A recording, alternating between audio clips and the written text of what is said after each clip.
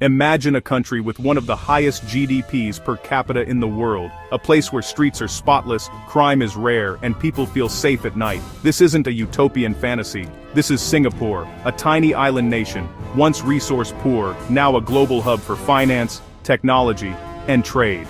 Its success wasn't luck. It was engineered through meticulous planning and bold choices. Singapore's leaders prioritized economic growth, social harmony, and stability above all else. The collective good often outweighs individual liberties here. Order and stability are the foundation. This is the Singapore paradox, prosperity built on tight control, challenging Western assumptions about freedom and success. How did a struggling port city become a powerhouse? Through a controversial experiment in nation building, the government's approach required social engineering and state intervention unthinkable in many democracies. It's a story of pragmatism over ideology, with results that speak for themselves. Singapore forces us to question the relationship between freedom and prosperity. Is order the necessary precondition for progress? Here, the answer is yes. Understanding this trade-off is key to understanding Singapore's complex soul. To understand Singapore's achievement, we go back to 1965, its painful birth as an independent nation. Expelled from Malaysia, Singapore was left with no resources, not even enough fresh water. Unemployment soared, housing was dire, and ethnic tensions threatened to tear the nation apart. The idea of a unified Singaporean identity seemed impossible. Leaders faced a race against time: create jobs, build homes, and forge unity from diversity. There was no model to follow, only a powerful sense of vulnerability. This fragility shaped Singapore's identity and policies. The government's strict actions, often seen as authoritarian, were born from crisis. Establishing order was the first priority. Without it, there could be no investment or future. The transformation from a swampy island to a metropolis wasn't a miracle, it was survival. Every policy was a response to harsh realities. The will to survive and prosper against all odds defined Singapore's path. This context is crucial to understanding the nation's choices. Singapore's story is one of relentless, pragmatic adaptation.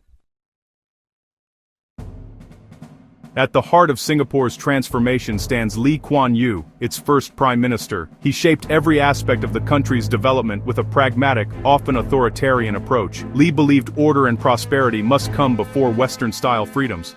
For him, the government's duty was to provide security, housing, education, and jobs. Only after stability could society consider greater freedoms. Lee's governance prioritized discipline, self-reliance, and community over individualism. He borrowed policies from around the world, always focused on what worked for Singapore. His vision, a first-world oasis in a third-world region, built on tough, sometimes unpopular decisions. Public housing integrated races, campaigns promoted courtesy and cleanliness. Lee's legacy is complex, but his impact is undeniable. He willed a nation into being through unwavering vision. To realize Lee's vision, Singapore enacted famously strict laws. Fines for littering, spitting, or even chewing gum reflect zero tolerance for disorder. Harsh penalties for drug trafficking and tight controls on public assembly reinforce stability. The media is regulated to promote social harmony and the government's narrative. Corruption is nearly non-existent, thanks to a well-paid civil service and tough anti-corruption measures. The result, one of the world's safest cities, attracting global businesses and expatriates. The trade-off is less personal freedom and a highly regulated public sphere. The government shapes behavior through campaigns on everything from language to family size. This reflects a belief in the state's role in guiding society's moral development. For many, this is the price of peace and prosperity. The tension between control and freedom defines Singapore's social contract.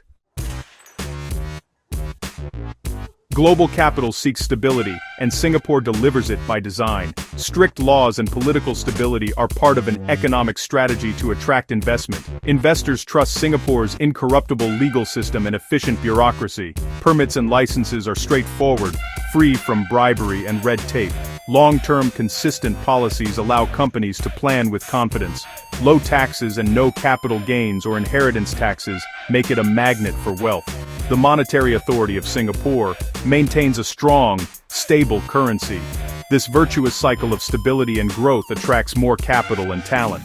Singapore is now a critical global financial hub, trusted by East and West alike. Singapore's economic success is built on more than stability. It's about smart strategy. With no resources, it leveraged its strategic location, building world-class ports and airports. Education became a top priority, creating a skilled bilingual workforce. The country moved from low-skill manufacturing to high-tech industries and finance. State capitalism played a key role, with government-linked companies driving growth. Sovereign wealth funds invested in vital sectors, funding public projects and social programs. Leaders constantly adapted, pivoting to new industries as global trends shifted. This relentless reinvention, combined with low taxes and top infrastructure, built a resilient economy. Singapore's model is one of adaptability and forward-thinking pragmatism. Singapore's prosperity comes with a price. One of the world's highest costs of living, housing and car ownership are expensive, creating financial pressure and stress. The political landscape is dominated by one party. Opposition faces structural hurdles. Media, self-censorship, and limited public criticism restrict open debate. The education system is highly competitive, driving achievement, but also stress. The focus on conformity and success can impact mental health and work-life balance. Some find the society efficient, but lacking in spontaneity and creativity. Younger generations are questioning old bargains, seeking more personal expression and balance. The government is aware and trying to adapt to shifting expectations. The price of paradise is a constant negotiation. Can Singapore's model be replicated elsewhere? It's not so simple. Singapore's small size allows for centralized planning and control that wouldn't work in larger nations. Its political stability, one party in power for decades, is rare and hard to replicate. The social contract, trading some liberty for stability, was forged in a unique crisis. Cultural and historical context matter. Singapore's disciplined, pragmatic population trusted its leaders.